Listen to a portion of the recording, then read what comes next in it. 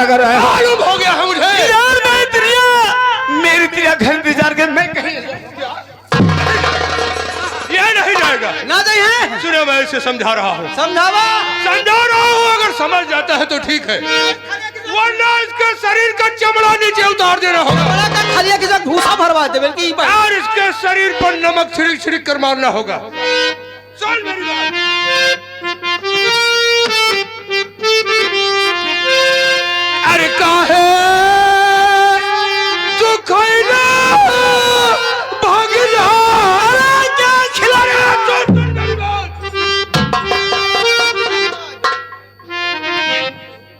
अरे काहे तू खैला भागला अरे पाना हवा का तेरा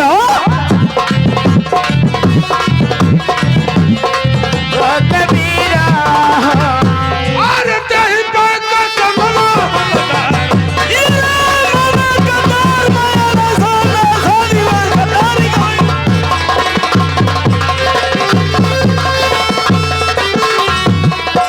अरे जबना जैबा भागना अरे सोरठी पुरना कारी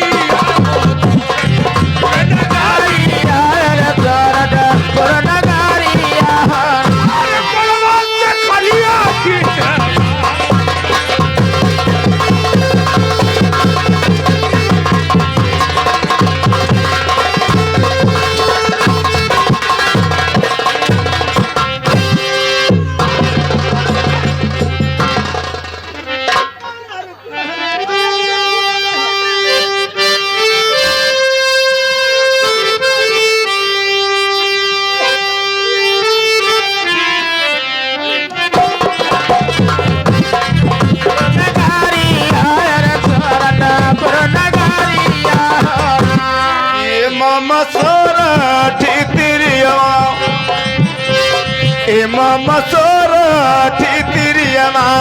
हम लिया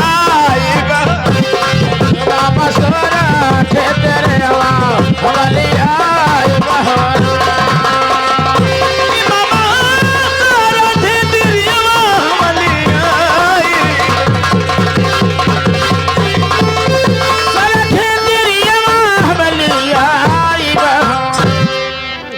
लेकिन मामा लेकिन क्या है बताओ मुझे लेकिन मामा लेकिन क्या है लेकिन एक शर्त है मामा कौन सी शर्त है मैं चला जाऊंगा लेकिन शर्त है मामा कि सिर्फ मुझे ये देख लिए क्या सिर्फ मुझे ये देख लिए घर के लिए क्या तुझे तू एक सेकंड के लिए मौका नहीं मुझे एक सेकंड का मौका नहीं मैं क्या कहता मैं नहीं जाऊंगा नहीं जाएगा तो सुन मेरी बात मैं तुझे बताऊंगा अरे जबना जाइबा भागना अरे सोरठी पुराना गाड़ी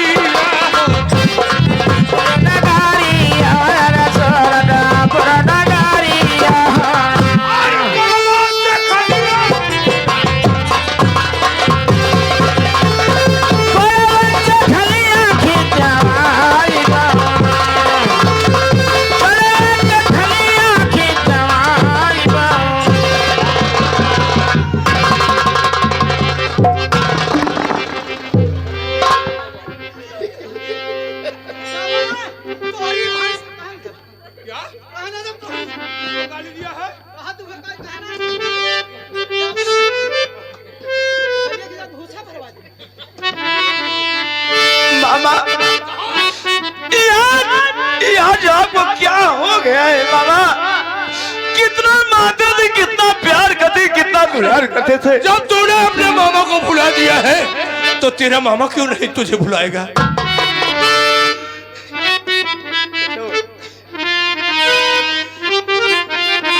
अरे जाना मामा दूध भात भाई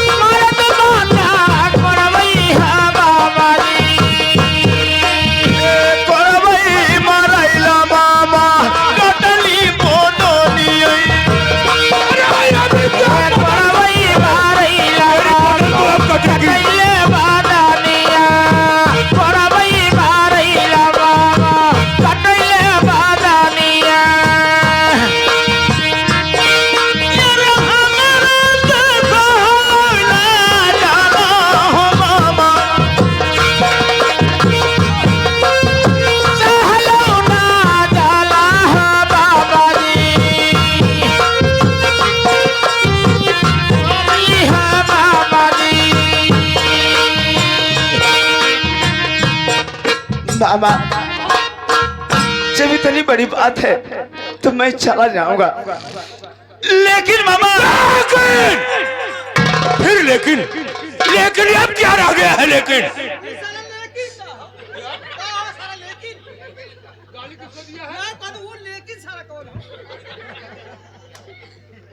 बताओ मुझे। लेकिन यही है मामा, मैं चला जाऊंगा, लेकिन एक और शर्त है मामा। कौन सी शर्त है? अरे जतना हमें मामा जोगी कई सारा जामा जतना हमें मामा जोगी के सारा जामा जतना हमें मामा जोगी कई सारा जामा जतना हमें मामा जोगी कई सारा जामा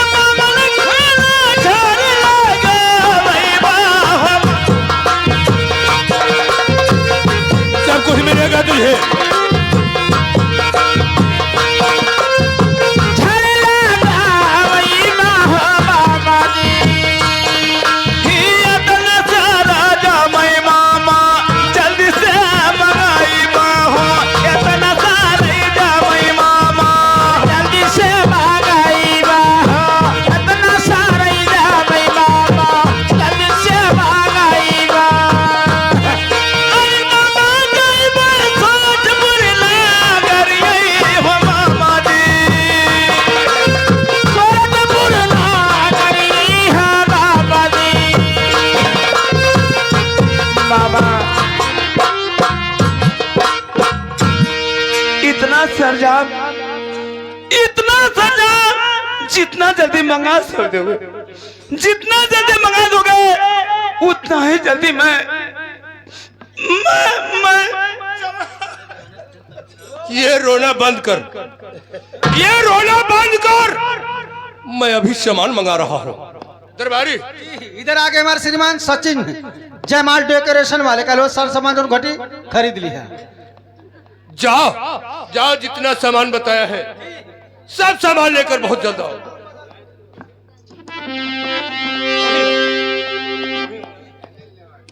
मेरे भांजा, अगर ये बात तो पहले बता दिया होता कि मामा मैं जाऊंगा, तो तेरा मामा तेरे शरीर के ऊपर इतना कोड़ा नहीं मरवा। बंद कीजिए, बंद कीजिए बकवास मामा, मत पालिश लगाइए, सिर्फ सर जहाँ मंगवाइए मामा। मैं सारा सरजम ले है। दे दो मेरे भांजा को। ठीक है राजकुमार जी। मंत्रवर नहीं, मंत्रवर मैं तुम्हारे हाथ से नहीं लूंगा। मंत्रवर दे दो मामा जी अपने हाथ से देंगे। मंत्रवर राजकुमार यार हम डिटोल साबुन से नहीं ले, तुम नहा धो हो उससे मुझसे मतलब नहीं है, मतलब यह है कि दे दो मामा जी अपने हाथ से देंगे। हाँ मंत्रवर हमारे हाथ ना ले। महाराज राजकुमार जी कह रहे हैं हम तोहरा हाथ ना ले, हमार मामा दिए तब ले, मामा जी अपने हाथ से दिए तब ले। वह कहा कि सरकार हमारे हाथ ना ले। एक बात है, मेरे पास हाथ नहीं है, पास हाथ ना, यह सामान मैं कैसे पकड़ सकता हूँ? ना नहीं मंत्रवर, गुलगल गल का सरकार हाथ है नहीं मंत्रवर, अरे सरकार हाथ है ना, उठता नहीं है, ना उठा, ये दोनों हाथ नहीं उठता है। दोनों ना उठा ला तो सरकार उठी करूँ कर उपाय है। कौन सी उपाय है? उठी कहीं सरकार हाँ दोनों ना उठा ला। हाँ उठी कहीं सरकार ऐसे से करा, ऐसे से करा, ऐसे से कर ऐसे लगा खड़ा हो जाए, ऐसे करवा हम धैर्य क्या कब ना उठा ला। ऐसा करा। ठीक है। ऐसा करा। अरे तेरा ना ठीक है, मलाई छा जात होगा सरकार, ऐसा करे यस ये रामल के सालू हो गल हम ए तेरे ना सरकार बटोरा बन गया बटोरा। अरे बाहर ना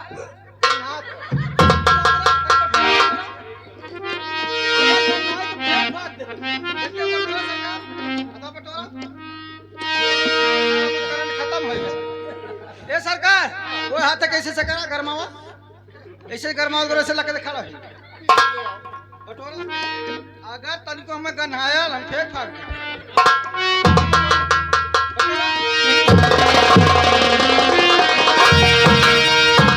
मेरे भांजा ये मामा। संभाल लो।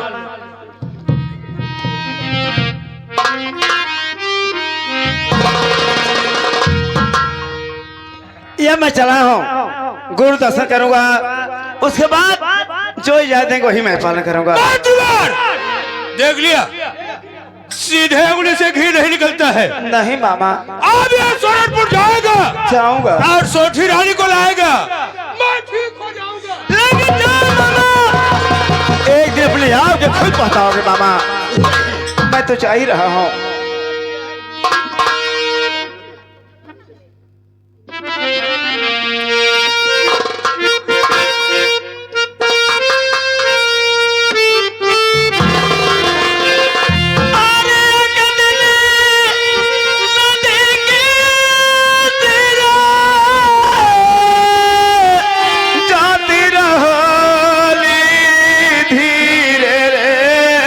धीरे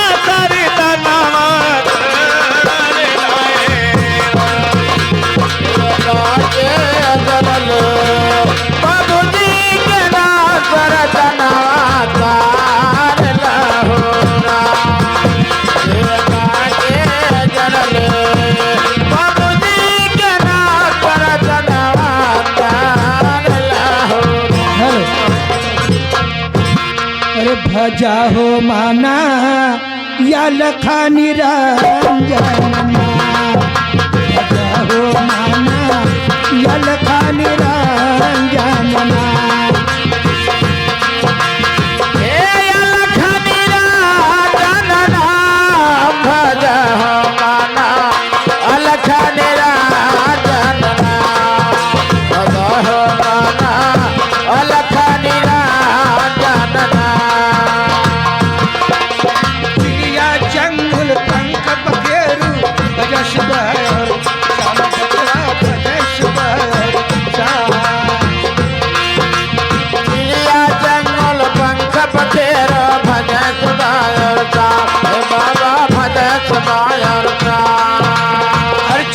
जंगल पंख पखेरु भजस बहर श्याम बचवा भजस बहर चिड़िया जंगल पंख पखेरु भजस बहर बाबा भजस बहर अरे बिन भजन के खाना पीना कोई कहीं नहीं हारा भजा हो माना या लखा निरंजन